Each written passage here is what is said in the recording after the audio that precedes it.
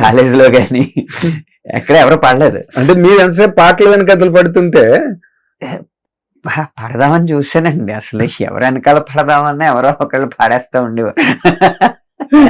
No vacancies. నాకు love songs ముద్ర పడ్డం ఏంటని చెప్పి మళ్ళీ 2020 నుంచి చాలా ఇంచుమించు ఒక 40-50 దాకా లవ్ సాంగ్స్ ని తిరస్కరించి సర్కారు వారి పాట, అఖండ లాంటి సినిమాల్లో మళ్ళీ మమం మహేష, యా జై బాలయ్య లాంటి, తర్వాత దిగు దిగు నాగా ఇలాంటి పాటలన్నీ మళ్ళీ మాస్ పాటల ద్వారా మళ్ళీ ముందుకొచ్చి ఇప్పుడు నా కెరీర్ ఇంకా అలా అటు ఇటు పోకుండా అలా నిలబడి స్ట్రైట్ గా వెళ్తుంది అనమాట. స్థిరంగా నిలబడింది. అందుకే ఇప్పుడు పెద్ది, స్పిరిట్ లాంటి మంచి సినిమాల్లో అన్ని రకాల పాటలు రాయగలిగే అవకాశం వస్తుంది. అదేలేండి, ఇంకేముంది, ఇప్పుడు మీరు మోస్ట్ సార్ట్ ఆఫ్టర్ లిరిసిస్ట్ అయ్యారు సినిమా ఇండస్ట్రీలో. సో ఏ పెద్ద సినిమా అయినా చిన్న సినిమా అయినా మీకు తీరికుండాలి తప్పితే మీ చేతి రాయించుకుంటారు కదా. అది ఇప్పుడు వచ్చిందండి, నిజం చెప్పాలంటే 19 ఏళ్ళ తర్వాత వచ్చింది. అప్పుడు దాకా విజయాన్ని చూశాను కానీ నేను కోరుకున్న విజయాన్ని చూడలేదు. అదేలేండి. 15 అసలు చెప్పండి. 1500 పాటలు అయిన తర్వాత అది సాధించగలిగాను. 1500 పాటలు. ఆ 1500 పాటలే మీకు సాధించేమో, అది మీరు సాధించడం ఏంటి? అంతే. నేను ఎప్పుడు ఒక పాటకి, ఏదైనా ఒక పాటకి పురస్కారం వస్తే అనుకునేది ఏంటంటే ఇంత ముందు కలిసి రాసిన పాటలన్నీ కలిసి ఈ పాటకి అవార్డు ఇప్పించినాయి అని అనుకుంటా ఉంటాను. కరెక్ట్. అంటే ఇప్పుడు మనకి పూర్వం ఒక్కొక్క సాంగ్ ఒక్కొక్క రాయడానికి, అంటే ప్రేమ పాటలు అంటే నారాయణ రెడ్డి గారు, విప్లవ గీతాలు అయితే శ్రీశ్రీ గారు, వీణ పాటలు అయితే దాశరథి గారు, కామెడీ పాటలు అయితే ఆరుద్ర గారు, ఇలాంటి ఇదేదో ఒక జానపద శైలి అయితే కొసరాజు గారు, ప్రకృతి మీద పాటలు అయితే దేవులపల్లి గారు, ఇలాంటివి ఏవో ఒక బైఫ్రికేషన్ ఉండేది. ఇప్పుడు ఆ బైఫ్రికేషన్ అన్నది ఎక్కడ అసలు పూర్తిగా మృగ్యం అయిపోయింది. అది వేటూరు గారు వచ్చిన తర్వాత జరిగిన మార్పు అండి. అది వేటూరు గారిది పరిధి తెలుసు కదా మీకు. అవును. వంగతోట మలుపు కాడ అనగలరు, ఓంకారనాదాను సంధానము అనగలరు కదా. అవును. ఆ పరిధి వల్ల సింగిల్ కార్డ్ సంస్కృతి బాగా బలపడింది. ఆ తర్వాత సీతారాం శాస్త్రి గారు పాటలు అనేవి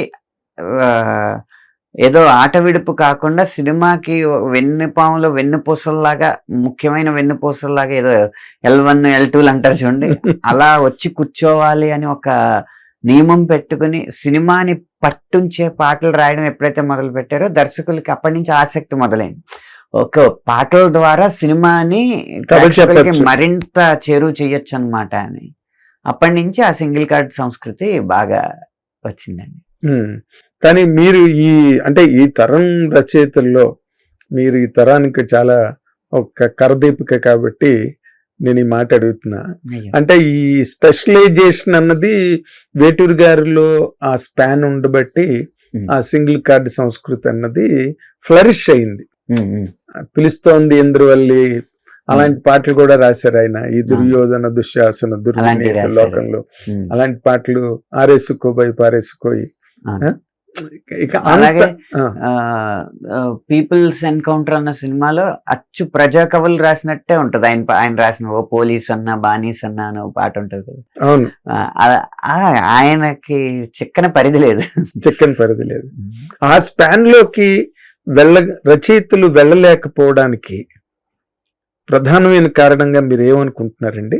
అంటే దర్శకులు మీరు నా సమాధానం మీరు చెప్పేశారు. ఇప్పుడు దర్శకులకున్న పరిమితిని బట్టి, పరిధిని బట్టి రచయిత నుంచి వచ్చిన అవుట్పుట్ ని వాళ్ళు రిసీవ్ చేసుకోగలరు.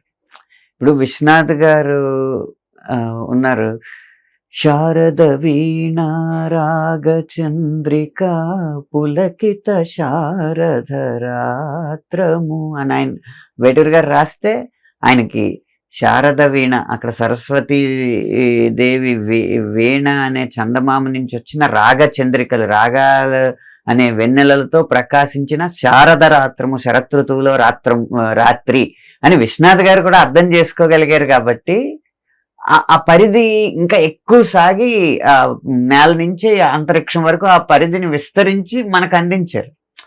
ఇప్పుడు అది అర్థం చేసుకోలేని దర్శకులు పెరిగే ఇది నాకే అర్థం అవ్వట్లేదు, ఇంక జనాలకి ఏం అర్థం అవుద్ది అన్న డైలాగ్ మొదలవుతుంది అనమాట. నువ్వు ఏ శాతం జనంలో ఉన్నావు నాకు తెలియదు, జనాలకే ఎక్కువ అర్థం అవుతుంది నీకన్నా. జోక్ ఉంది ఇది. డైరెక్టర్ వచ్చి ఏంటో రాసావు, నాకే అర్థం కావట్లేదు, జనాలకి ఏమర్థం అంటే జనాల్ని అంత ఎదవలు కారలేదు అన్నట్టు. అదే నీకే అర్థం కాదు అన్నట్టు. కాబట్టి ఎప్పుడైతే దర్శకుల పరిధి తగ్గిందో రచయితలు ఆలోచించే పరిధి కూడా తగ్గిపోద్ది.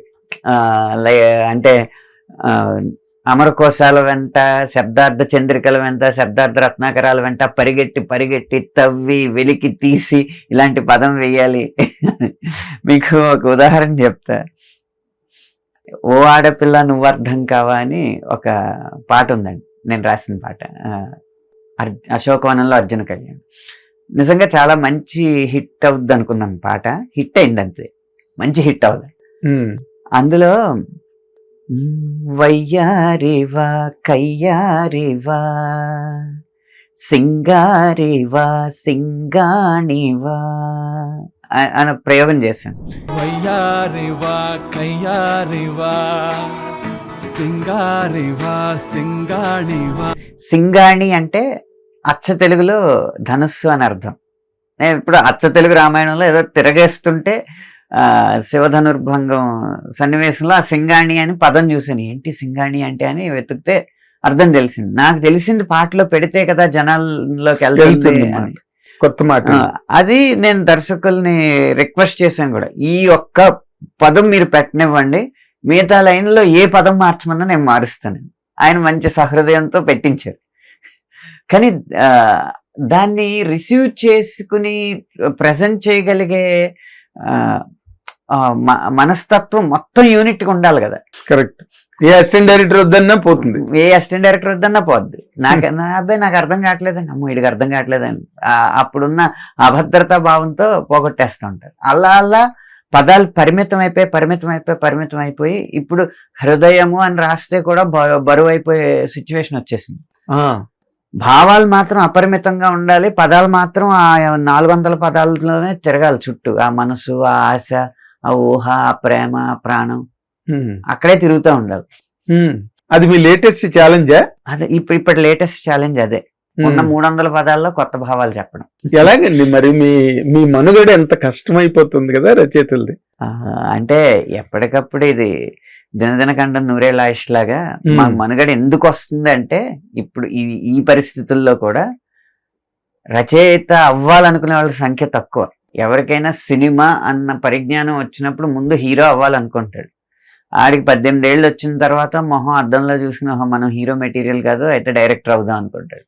ఆడికి 25 ఏళ్ళు వచ్చిన తర్వాత మనం కథలు క్రియేట్ చేయలేకపోతున్నాం అని చెప్పి ఏదో డిఓపి ఏదో అవ్వాలనుకుంటాడు. అబ్బో మనకింత టెక్నికల్ నాలెడ్జ్ లేదు అని అన్ని అయిన తర్వాత ఇదంతా కాదులే మనం పాటలు రాసేద్దాం అనుకుంటున్నాడు అన్నమాట. ఆ స్థాయికి వచ్చేసాడు. హిట్ టీవీ యాప్, ఇందులో short news, live news, entertainment shows, movies, digital magazines తో పాటు మీ జిల్లా వార్తలను కూడా ఫ్రీగా చూడొచ్చు.